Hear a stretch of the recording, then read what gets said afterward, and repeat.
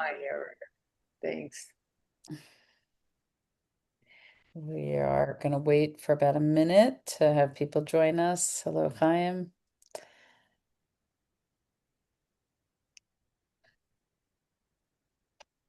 And here's Sarah.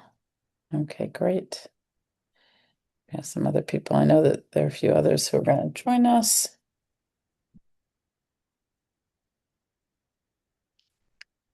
Good to see you, Sarah.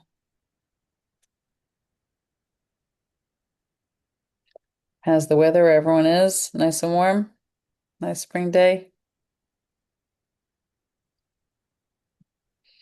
Hi, Akiva. All right. I think we're going to start. Is that all right with you, Miriam? We're good to I'm good, go? yes. Okay, fantastic. Welcome to the Rabbi Lord Jonathan Sacks-Herenstein Center for Values and Leadership at Yeshiva University. We're thrilled to be at another Shavuot, pre-Shavuot, and be able to offer two talks, one this week, one next week. This week is given by Miriam Zami. Next week will be given by Dr. Nechama Price. Miriam will speak to us tonight about Har Sinai, consent or coercion, and taking us through some important rabbinic texts. Miriam Zami Edeson serves as YIOZ's community scholar. She's also a doctoral candidate in Talmud and Ancient Judaism at Yeshiva University's Bernard Revel Graduate School of Jewish Studies. She is writing on humor in rabbinic literature in case you need a good laugh. She also serves as an adjunct faculty member at Yeshiva College. Miriam and I got to know each other in the Sfaria Word by Word Fellowship, which supports 20 women in writing a book of Torah scholarship. And she was a Sacks Research Scholar this year, working with Dr. Shira Weiss and myself. It's really such a pleasure to invite you to join us here at the center, Miriam, and we'll turn it over to you. Thank you for getting us in the spirit of Shavuot. Wonderful. Thank you so much for having me. And I'm excited to be here with everyone. Uh, Special shout out to Akiva, my student who made it. Uh, no extra points, but I'm glad you're here. But tonight, what I'd like to speak with you about for our time together, to get in the mindset of Shavuot, is the idea of law and what obligates us in law. I think if you ask, if you take a poll, what makes us obligated in Torah? Does anybody have any suggestions that you'd like to share? What makes you obligated?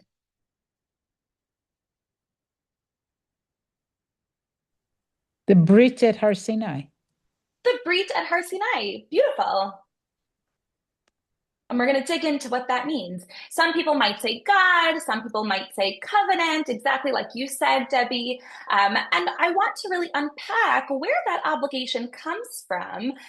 Is it something that we were voluntarily willing to take upon ourselves, or is it something that is more coerced upon us? And how do the biblical texts and how do the rabbinic texts approach this problem?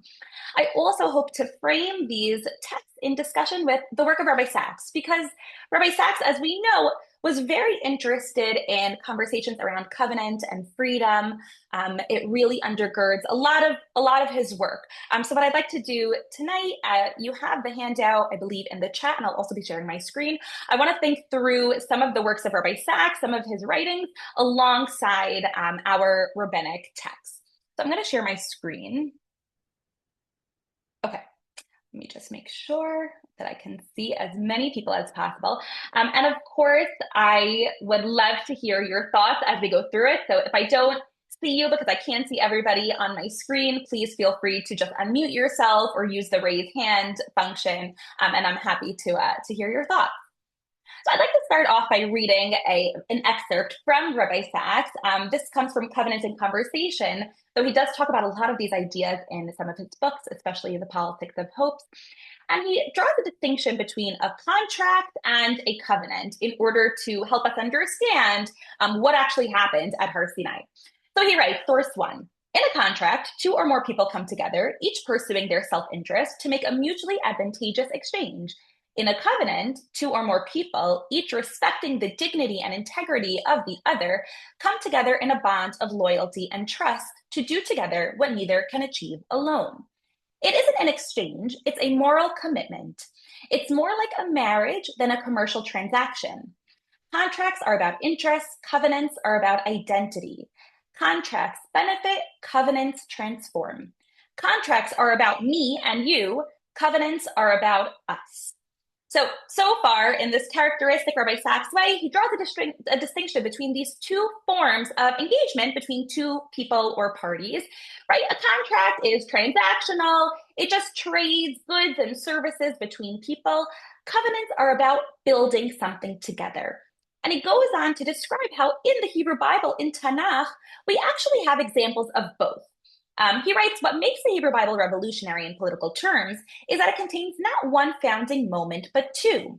And the first one that he describes is in the book of Samuel, in the book of Shmuel, when the people ask Samuel for a king, and they really beg him for a king. And there, Rabbi Sacks describes that is an example of a social contract. The people there are willing to give up some of their rights in order to be protected by the government, by the state.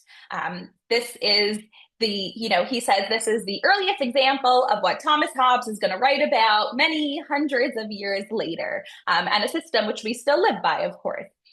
And then he goes on in this last paragraph, however, this was the second founding moment of Israel as a nation, not the first. The first took place in our parasha on Mount Sinai several centuries earlier, when the people made with God not a contract, but a covenant. For Rabbi Sacks, a covenant is really a very different model than a contract. A covenant is two equal parties creating something together. A contract is very different in that way. A contract is about interest, as he says. So I wanted to start with this text because I think it'll help frame us.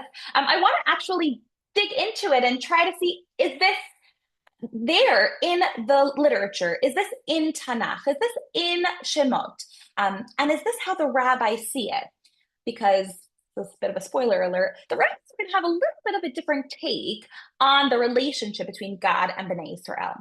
So first I'd like to start with Shemot. So the Pesukim in Exodus that describe the actual giving of the Torah.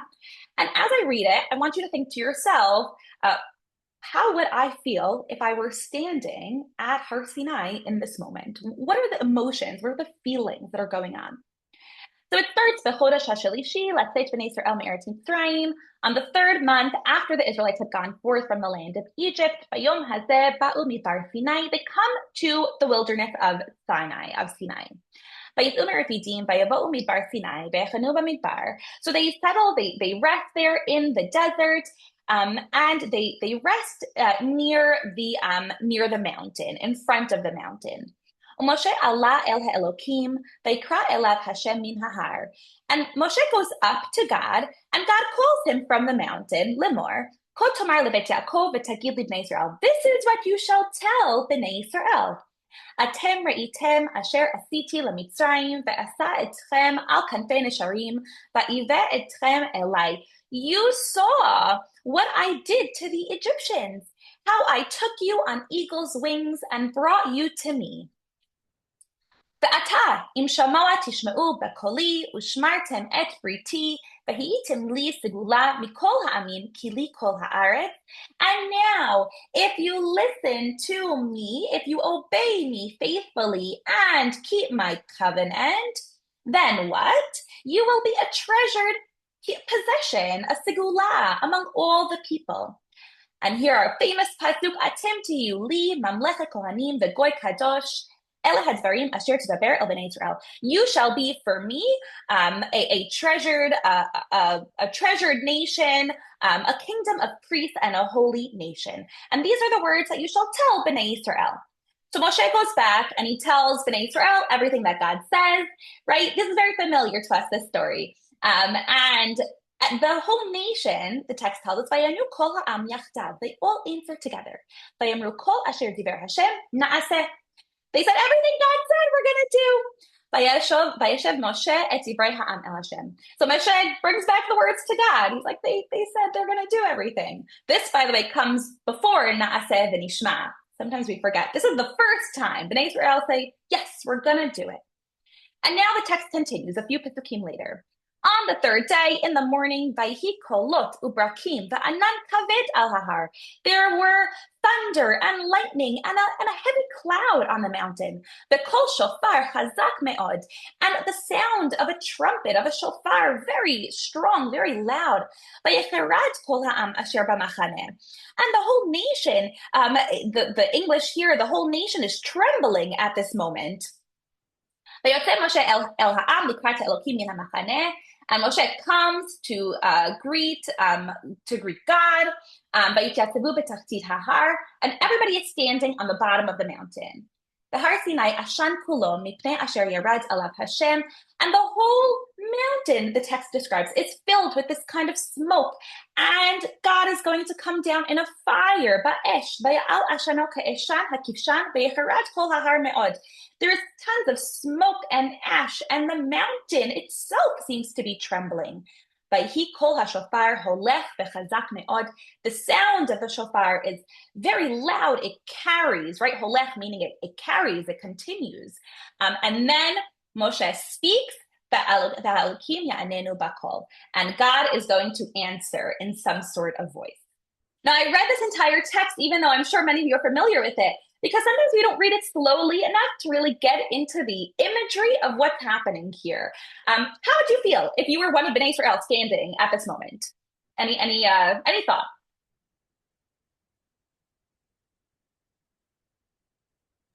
I think I'd be afraid. It's a lot. I think I'd be afraid. Yeah. No. This is not happening. I think you would also be more just kind of wondering what's going on. Unsure of the situation, that's unfolding before you. Great, right? There's a sense of fear, and there's also a little bit of bewilderment. What exactly is happening? There is a lot of sensory overload over here, and Moshe didn't exactly prep them and tell them what's coming up. The new parenting models today, I have a 2-year-old. They tell you, you gotta, my daughter's a little anxious. You gotta prepare before. Where are we going? Who are we gonna see? We're gonna see a lot of people. Moshe didn't do that with the people. He kind of just throws them in. But how does the nation respond initially? Na'aseh, we will do it.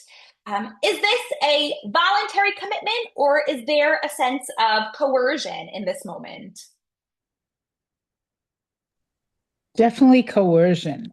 I think the Midrash picks up on that and says that they, the Har Kegigit thing, that they really didn't have much choice. They're standing there and they're so, shock and awe that what else are they going to do? He reminds them of he took them out, and now there's this light and, light show, and they have their mouths open.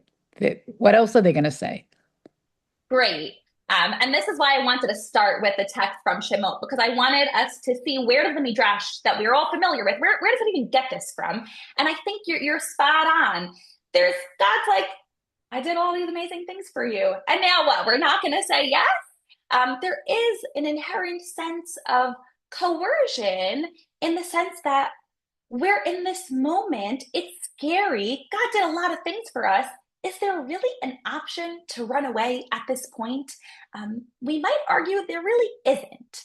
Does anybody want to make the opposite case? No, it's not coercion. It's voluntary.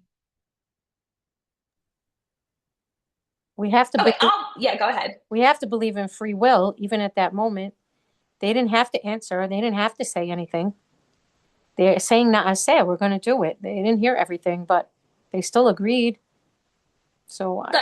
I see the amazing. coercion. Yeah, we see the coercion, but there's also free will. Good. At the end of the day, the human beings, and especially the way that the Torah imagines humanity, they have responsibility, they have free will, and they have agency. At this moment, Bnei Israel did not have to say na'aseh, and the fact that they do say it is indicative of their position at this moment. So there's clearly an element of both happening here. They definitely say something voluntarily, and they're going to say it again in a couple of chapters. They're going to say Na'aseh v'nishma. They really do seem to be committed to this moment. And at the same time, they're in this position where it is difficult to say no. So with that in mind, I'd like to look at the Midrash that many of us know very well and revisit it, reapproach it. And once we do that, we're going to start breaking apart the pieces and trying to understand where it really comes from. So the Midrash comes from Masachet Shabbat, from the Talmud Bavli. By Yatzavu b'tachtit hahar, they stood at the bottom of the mountain. The Midrash reads b'tachtit as under. They stand under the mountain. Amar Rav Avdini bar Chana bar Chasa, melamed shekafah HaKadosh Baruch Hu alehem et har kigigit. God overturned the mountain onto them like a cask. Ve'amar lahem im atem mekablim haTorah mutav ve'im lav sham tehek ratchem. God says to them, if you accept the Torah, amazing. And if not, here are your graves. Amar Rav Acha bar Yaakov, mikan mota'a Rabba le'oraita. The rabbis already are not happy with this. One rabbi, Rav Acha bar Yaakov, says, this is a powerful protest against the Torah. Moda'ah is a very technical legal term, actually, that we only actually ever find in the Bavli, and in legal context specifically. The rabbi responds, this kind of invalidates all of our obligation in law because we can't be forced into something. If we're forced into something, then it is not legally binding. So we have to figure this out, right? How are we going to respond to this? This is a big deal. Amar Rava, so Rava's going to respond. Afal piken hadur kabluha bimei Achashverosh. Okay, so actually they accepted it willingly in the time of Achashverosh, in the time of Purim. As it says, kimu v'kiblu haYehudim, kimu ma shekiblu kvar. They upheld and accepted it. They upheld what they had once accepted. I think here the Midrash is picking up on the interesting sequence of kiyem and kibel. You might expect kibel to come first, which is more practical. They accept it, and the verse switches it, and the rabbis are picking up on that. Okay, so you think that maybe the Jews were obligated, at Har Sinai, but it's okay because at the time of Purim, many hundreds of years later, that's when they really accept that. I want to just finish the second half of this Midrash, which we, it's okay. We usually only know the first half, but that's okay. I want to read the second half of the Midrash together, and then we're going to unpack this. Amar Chizkiah, my diktiv mishamayim hishmata din eretz yar'ah v'shakata. Chizkiah says, what is the meaning of this pasuk in Tehillim?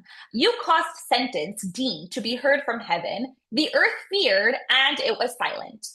Im yar'ah lama shakta. If it was fearful, if it was afraid, why was it silent? Ve'im shakta lama yar'ah. If it was silent, why was it afraid? Why should both of these things be true? Rabbis, Chazal, they don't like redundancies in the pasuk. Why should both of these be the same, the experience that is going on in the earth? Rather, it's going to explain, it was afraid at first, and then in the end, it was silent. And why was it afraid? Because Reish Lakish explains, on the sixth day of creation, it says, there was evening and there was morning on the sixth day. There is a superfluous letter he in this pasuk. Every other day just says Yom Revi'i, Yom Chamishi, the fifth day, fourth day. Here we have the sixth day. Why do we have this extra letter? Melamed shehitna HaKadosh Baruch Hu im ma'aseh bereshit. God made a deal with the act of creation. And he said to them, if Bnei Israel accepts the Torah on the sixth day, that's in brackets, the rabbis don't spell that out. If they accept it on the sixth day, then great, you, creation, the world, you'll continue to be sustained. And if not, I am going to return you to chaos and disorder. So we learn in the second half of the Midrash that the entirety of the existence of the world depends on Bnei Israel accepting the covenant, accepting Har Sinai. Does this half of the Midrash have the same message as the first half? Is it doing something a little bit different? Any thoughts on that?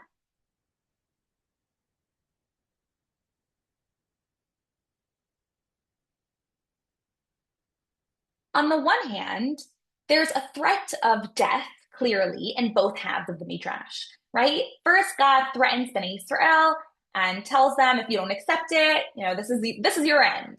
And in the second half, it's very similar, however much larger, a cosmic scale. If Bnei Israel don't accept it, the whole world is going to be destroyed.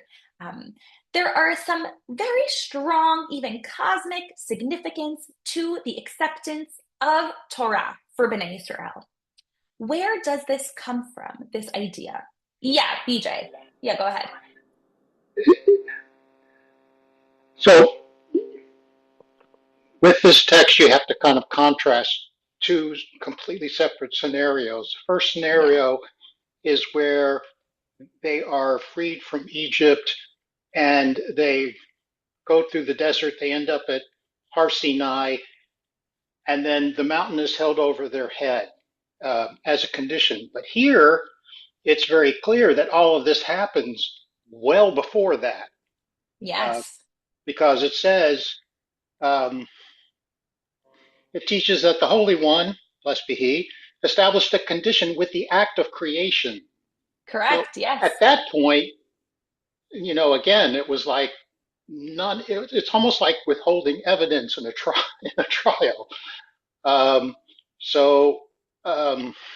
Again, I'm kind of curious to see how you and other people sort of take this as well. And I'll even sharpen it a little bit. I think what you're saying is, if the second thing is true, if part B is true, why do we even need part A? If God already promised that he's going to destroy the whole world, if Bnei Israel don't accept, why do we even need the whole story of Kafa Alehem, right? Of holding the mountain over their head.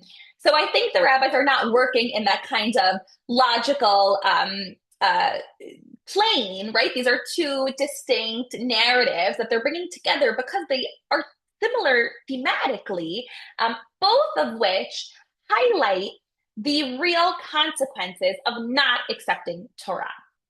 Now, what I want to highlight, of course, is our one important line that this is a problem if it really is coercion. So in this text, we see there's a very overt strain of coercion, and we see that rabbis are also uncomfortable with that.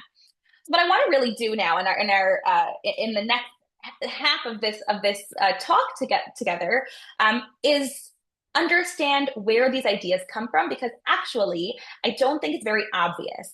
We looked at Rabbi Sacks, right? We looked at the actual pshat of the psukim, and Bnei Israel seem to willingly give their consent, even if it is in a condition of fear and surprise and bewilderment. So the Midrash is picking up on a lot of these different elements. I want to read Rabbi Sacks on this exact Midrash. He talks about it in a number of places, one of which is in A Letter in the Scroll, Radical Then, Radical Now. And he says, God, who led his people from slavery to freedom, desires the free worship of free human beings. To be sure, there is a strange and famous statement in the Talmud that when God gave Israel the Torah, he suspended Mount Sinai over their heads and said, if you accept it, well and good. If not, this will be your burial place. According to this, once Jews had been chosen, they had no choice but to accept the terms of Jewish life, right? That's what it seems. It sounds like when God chooses you, that's it, end of the story. However, the rabbis immediately rejected this idea. If so, this is a fundamental objection to the Torah, for there can be no covenant without voluntary acceptance. Judaism is a supreme expression of religion as freedom, and hence of the priority of faith over fate. Therefore, I prefer to search for another answer, one truer to the central values of our faith. Rabbi Sacks is very committed to the voluntary covenant. So when he reads this Midrash, he highlights the most important line in this Midrash is, if so, there is a fundamental objection to Torah. It cannot be that they were coerced. He goes on to describe, this is in the very beginning of A Letter in the Scroll, and if you haven't read it, this is Rabbi Sacks's answer to why should we continue to be Jewish in the 20th, 21st century after hundreds and thousands of years when I don't think I stood there at Sinai. Maybe I did, maybe I didn't. I don't remember being obligated. Why still be Jewish? And he goes on to say, I'm looking for another answer. And in this book, I'm going to give you that answer.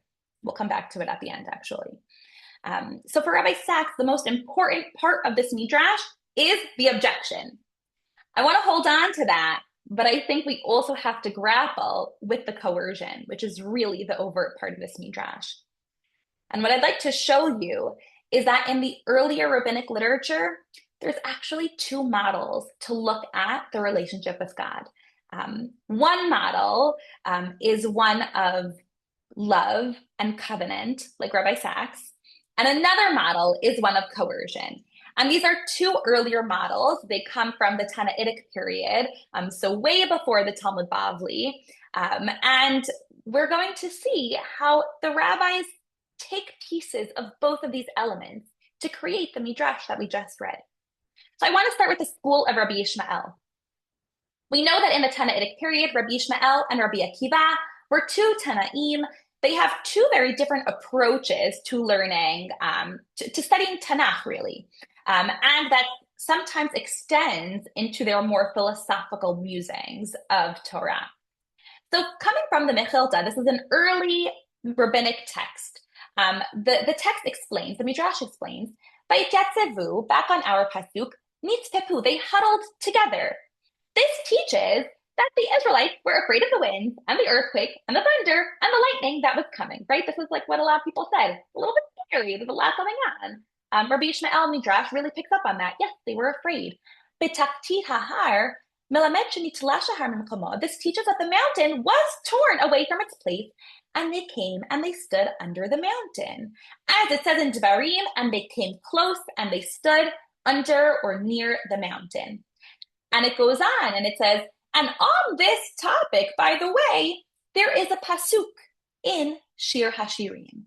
And in this pasuk, oh, my dove, in the cranny of the rocks, Yonati bechagbe hasela, let me see your face, let me hear your voice, right? This is a love story between two people.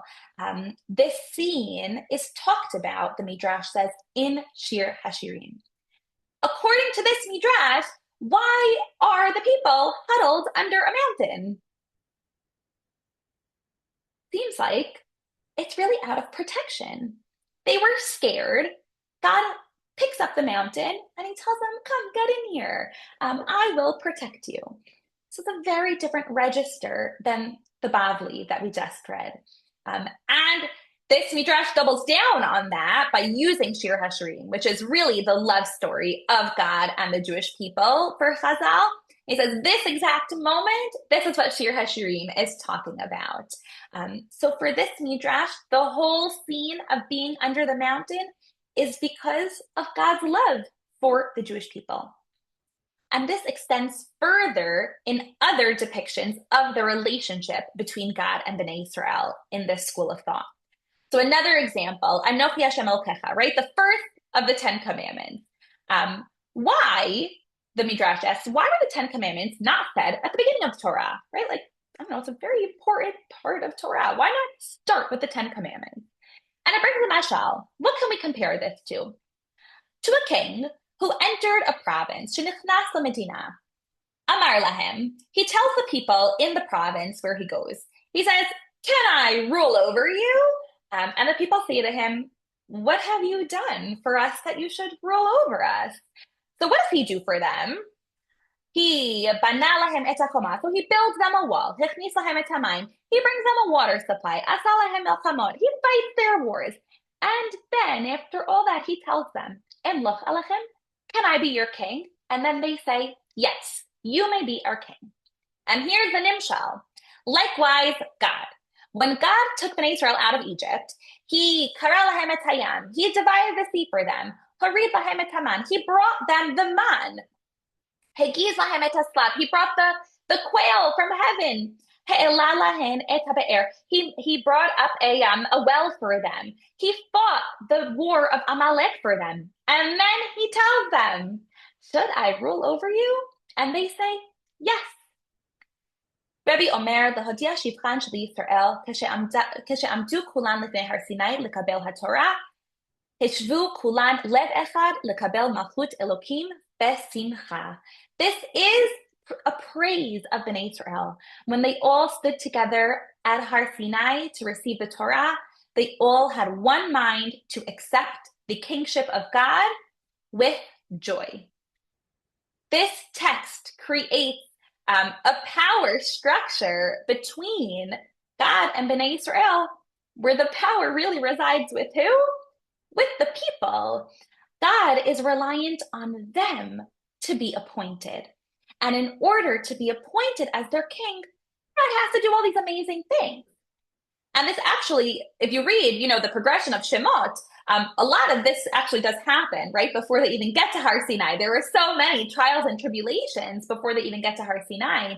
And we might wonder, right, why not just get the Torah right away? This Midrash is saying all of these things were for God to prove himself to the people. This is a very different kind of model of what it means to have a king or to have a ruler over a people. This is a covenant, right? This is really some sort of partnership between parties. Any thoughts or comments on this one? It's very striking. It's very different than what we might imagine. And I wanted to show one other small source, which talks about in Yetziat Mitzrayim, Shirat Hayam, when they're singing to God, Tafu tehomot belev yam, God made the deeps of the waters like a dome. Asa'an kemin kippah. Again, that same verb of kapah. God made a protective dome over the people as they're exiting the water, as they're exiting Egypt. So this action and this verb, even this word, has other instances that is not coercive and that is not scary. And actually, in the earliest instances of this theme, of this midrash, it's actually an expression of love and an expression of covenant between two people. So this is our earliest expression of this tradition. So how did it get to where it is in the Bavli? How did it get to this place where we're only focused on the coercion? And I think this comes from another model from the school of Rabbi Akiva. Rabbi Akiva, same time as Rabbi Ishmael. They're often in debate with one another, Rabbi Akiva and Rabbi Ishmael. And does anybody know who often wins the debates? Who's the hero of rabbinic literature? It's Rabbi Akiva, right? We know his name. He's in all the stories. And he tends to win out. Yeah, Erica?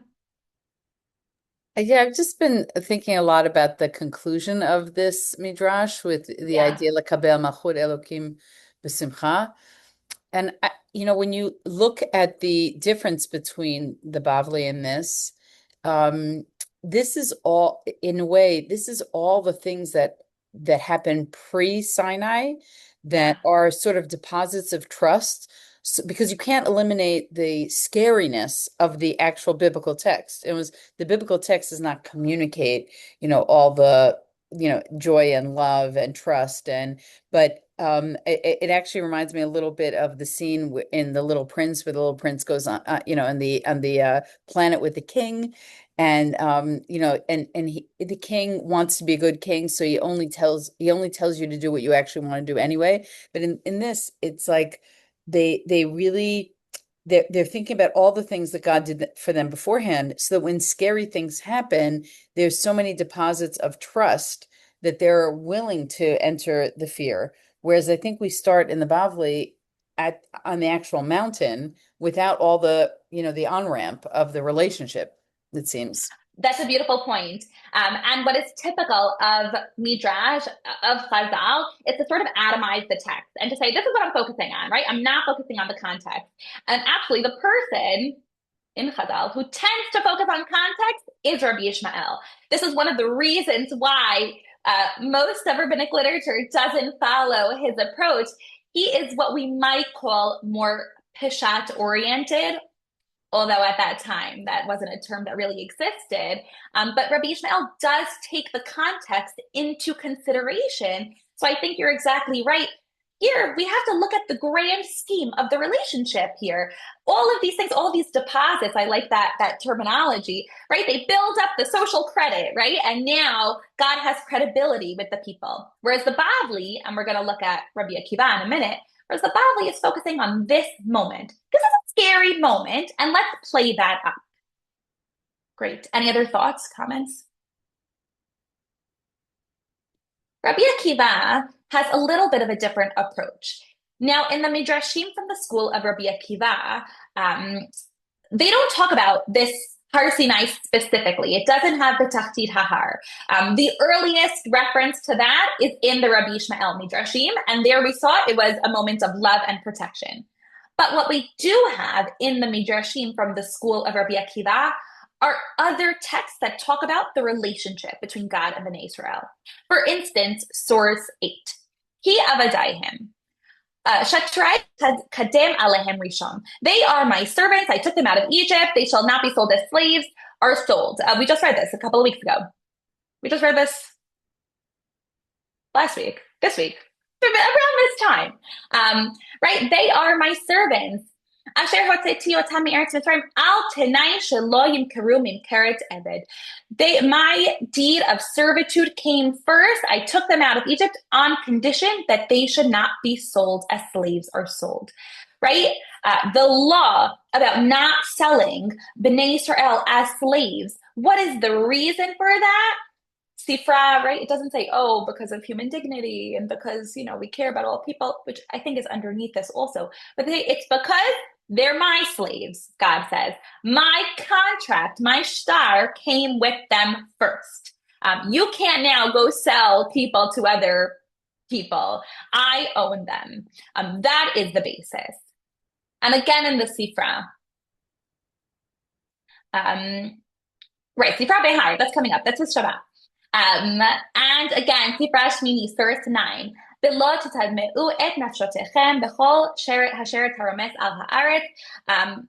This is a comment on some of the kosher laws, essentially, and it's going to comment on the last part of the pasuk. Ki ani Hashem hama'aleh etchem me'eretz Mitzrayim. Hashem, who took you out of Egypt? And it goes on to say, it was on this condition, al menatken he'eliti etchem me'eretz Mitzrayim. Al tenai shetekablu alechem ol mitzvot. It was on this very condition that I take you out of Egypt, on the condition that you accept upon yourselves the yoke, the burden of the commandments. Shekol hamodeh be'ol mitzvot, modeh b'yitziat Mitzrayim. V'kol hakofer be'ol mitzvot, kofer b'yitziat Mitzrayim. Anybody who acknowledges the yoke of the commandments acknowledges the exodus from Egypt. And anyone who denies the commandment denies the exodus from Egypt. Lahiyot lachem lelokim be'al korchechem. To be your God, right, in case you weren't convinced, even against your will, the Midrash says. It is very stark here, and I think especially once we've seen the previous text. God took the people out of Egypt to accept upon them law, to accept upon them God's law, even if it's against their will. This is actually something that Rabbi Sacks talks about elsewhere, which is the distinction between freedom from and freedom to, right? We're free, not just from Egypt to just be anarchists, right? We're free to then go on and accept some law. But here the Midrash is really sharpens it and makes it quite a bit harsher than that. You're free to accept law, except you're not really free because I'm going to command you to accept this law, even if it's against your will. These are, I titled this, right, a contract of servitude. I'm going back to the original text that we saw from Rabbi Sacks. This doesn't feel as much like a covenant. This really does feel like a contract. And in the Sifrei, Lama Mazkir Mitziat Mitzrayim, source 10, I'll call mitzvah mitzvah. Why do I constantly talk about Egypt with every commandment, right? You read through Bemidbar, Dvarim, Vayikra. What's going on? Why are we constantly talking about Egypt? Now we're going to have another mashal. Remember about the previous one that we talked about with the king who comes to the city. We have another king here. What does this matter like? To a king, Lamelech, Shenishba ben Ohavo, Umishepeda'o, to a king whose beloved son was taken captive. When he redeemed him, Lopta'o Leshum ben Horin, He didn't redeem him to just be a free person. Ela lishum eved, she'im yigzor v'lo yeh nekabel alav, amar le avdi ata. He redeemed him so that he can be a slave, so that if the king decreed something and he didn't accept it, the king could say to him, "You're my slave. I redeemed you." Kevan shenichnas lemedina amar leneoli sandal v'tol lefanai kelim. When he goes into the province, remember last time when he goes into the province, he tells his newly freed son, his newly redeemed son, tie my shoe and carry my things, and we're going to the bathhouse. Hitchil haben hahu minatek, right? It's very real. The son is starting to resist. He doesn't like this, being told what to do. And what does the king do? Hotzi alav shtar v'amar lo avadiata. He takes out the contract and he says, "No, you're my property. I own you." Kach keshepadah hakadosh baruch hu et zera ohavo. Still, this beloved, God redeemed his beloved. Lo p'ta'am l'shum banim. He didn't redeem them to be his children. He redeemed them l'shum avadim, to be his slaves. K'sheyigzor v'lo yu mekablim alehem. If he commands and then they, don't follow his commandments, what is God going to say? You are my servants. You have to follow my law. And even more so, kevan sheyatzu lemidbar, hitchil lagzor alehem miksat mitzvot kalot or miksat chamurot. When they get into the desert, he starts to command them, some light laws and some more intense laws. Right, they give some of the examples, Shabbat, Arayot, Tzitzit, Tefillin, and Bnei Israel, they start to resist. They're like, God, this is a lot of law for us. Like, we just got out of Egypt. And what does God respond? You are my slaves. It was on this condition. Al menat she'ehyeh gozer va'atem mekayim. It was on this condition that I am going to decree and you are going to fulfill. This Midrash, I think, is the strongest of them all. God took the people out of Egypt in order to be commanded. This is a very different model than the Rabbi Ishmael model. I'm curious if anybody has any thoughts on the way, as a contemporary culture, we might relate to God. Is it more in this covenant way? Is it more in this contractual way? Something that I talk about with my students is that, in general, the answer to these questions is both, right? I think both of them definitely persist in our liturgy, especially. We say in our high holiday liturgy, im kebanim, im ka'avadim. BJ, yeah, go ahead. What were you going to say? Just that I've been reading a lot of material on this subject by David Hartman, and he definitely stands by the idea that the covenant is free choice, but that we buy into this covenant as well. But the one thing that he points out that we haven't gotten to yet is that, again, that the relationship of Bnei Yisrael to God or Hashem, changes over time. And that if you, again, look at the writings of Yitz Greenberg, and he talks about the impact of the Holocaust sort of changing everything in terms of our covenantal relationship, then again, that's sort of another step where, again, using this word of human agency, where at one point, yes, God was sort of the Melech, the king, and sort of dictating the terms, but that over history and over time, that relationship has equaled out, even to the point, again, if you look at the line from Deuteronomy, or that says, the Torah doesn't exist in heaven. And again, the story of the ovens. And I can't think of the particular rabbi. The one rabbi who says the again, the oven is pure, and all the other rabbis saying that, the ovens are not pure. And again, how this relationship has changed over time, again, is a big part of where we are today in terms of looking at a covenantal relationship. I think that's a very insightful point, right? I think it is very special that we live in a tradition where both models actually exist, because we're able to draw upon them in different contexts and in different periods. I actually just today, if my students are still on this, we just talked about Yitzhak Greenberg, and we just talked about his idea of a voluntary covenant after the Shoah, right? And I think that is a very creative way to read our obligation in covenant to make sense of obligation and also terrible, horrible things that happen in the world. And I'm glad you brought up David Hartman as well, because Hartman and Rabbi Sacks are both learning a lot from Rav Soloveitchik, who we're actually going to look at in a second, who really has this idea of the freedom and the voluntary commitment. They take it in a little bit of a different direction, but there's definitely there's this school of thought, right? Everything is mutual, it's covenantal. So I really appreciate that. And if we think back to these two rabbis who we're dealing with, Rabbi Akiva lived. Anybody know anything about Rabbi Akiva? What was his end? What was his story? What do we know about him? He has a very tragic story. He has a tragic ending. He died and he was tortured to death by the Romans during the Bar Kokhba revolt. And at a time where learning Torah started to be outlawed, it was very difficult, to say the least, time for the Jewish people after the destruction of the Beit HaMikdash about 70 years later.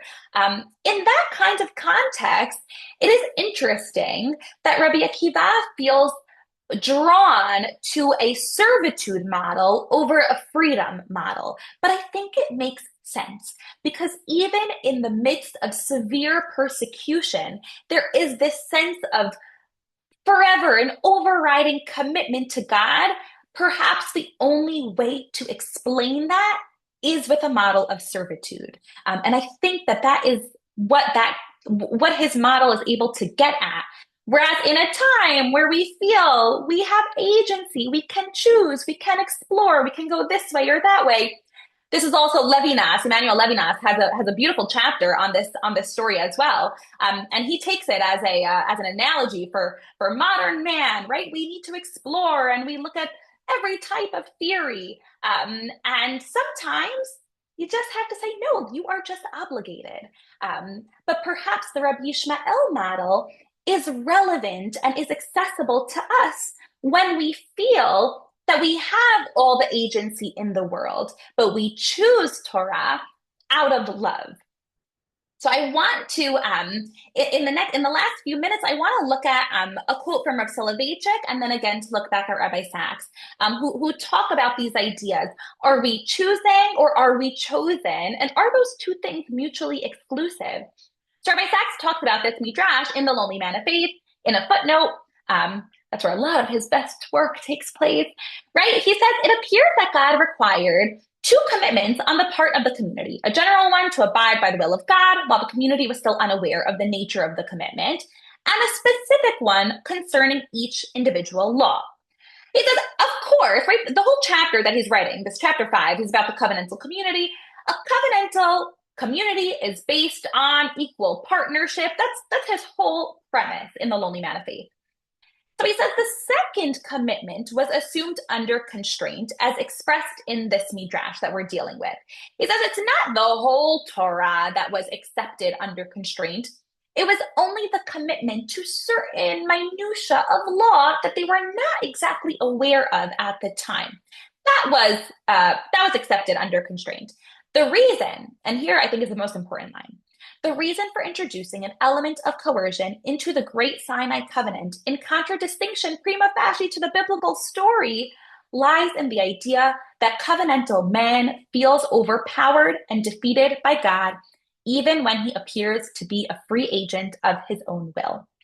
Right? Rav Soloveitchik writes in this kind of phenomenological register, right? What does it feel like to be human? What does it feel like to be a person standing in front of God?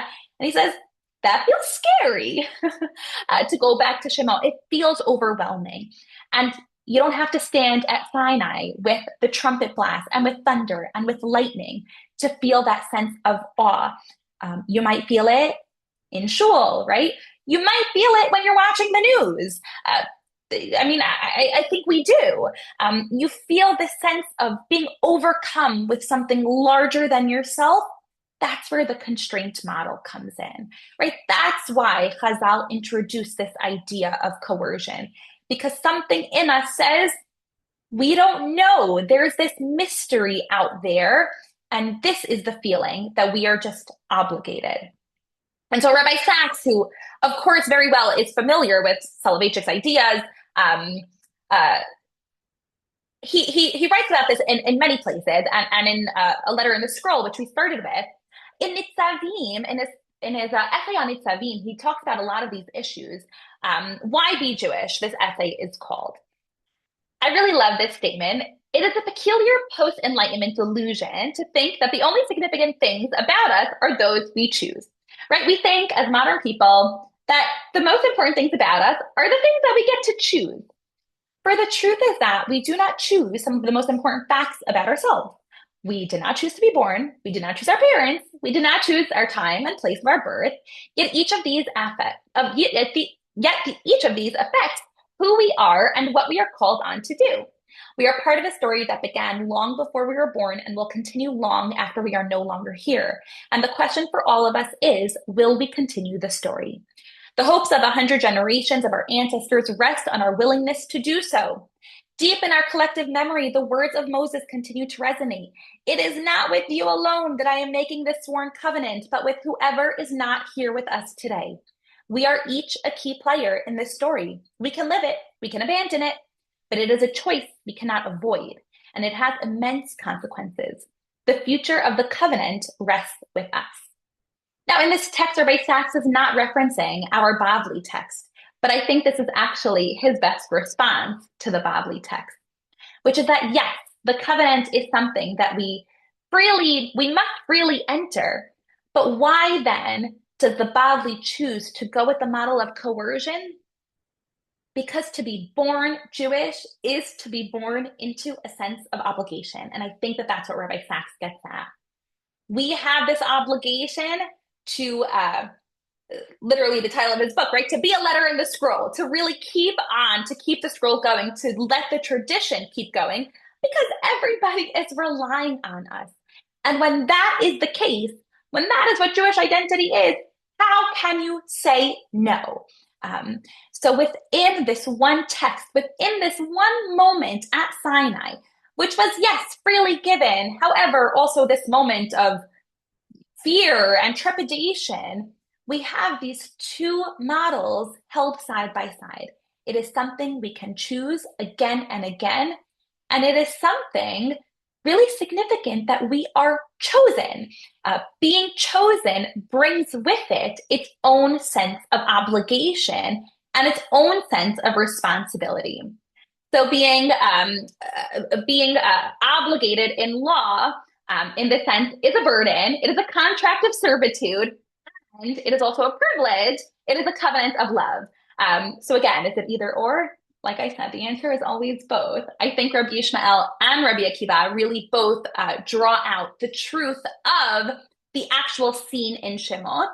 And depending on the time and context and the way that we experience God and experience the Jewish community, we really have the ability to tap into either one and really to tap into both. That is what I wanted to share with you tonight, and I'm happy to hear any other questions or comments you might have. Stop the share.